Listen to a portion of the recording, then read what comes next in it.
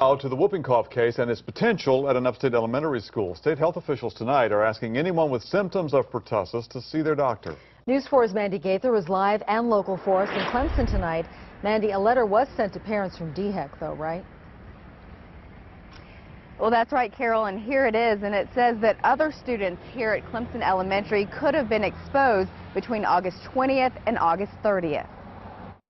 Well, this is the Tdap vaccine. At Carolina Kids Pediatrics in Seneca, Dr. James Feisty has already treated patients for whooping cough. This year I've seen already 2 separate families affected by it, and that's a little unusual for this time of year. The disease is caused by a bacteria that gets into the respiratory system and starts out like a cold with a runny nose, sneezing, and cough.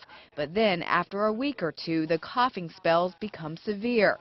And with a confirmed case of a student at Clemson Elementary, health officials are reminding everyone that a vaccination is the best protection. If your child's been vaccinated, you are still prone to the disease, but it's a lot less likely.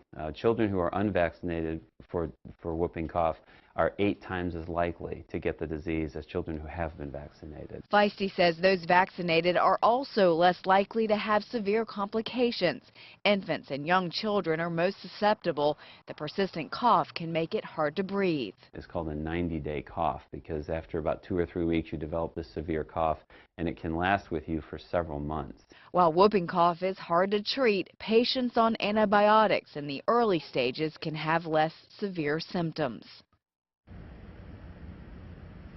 And anyone diagnosed with pertussis or whooping cough should stay home and away from visitors for at least 5 days as those antibiotics go through their body. Mandy Gaither, WYFF News 4, live in Clemson. Mandy, thanks for that.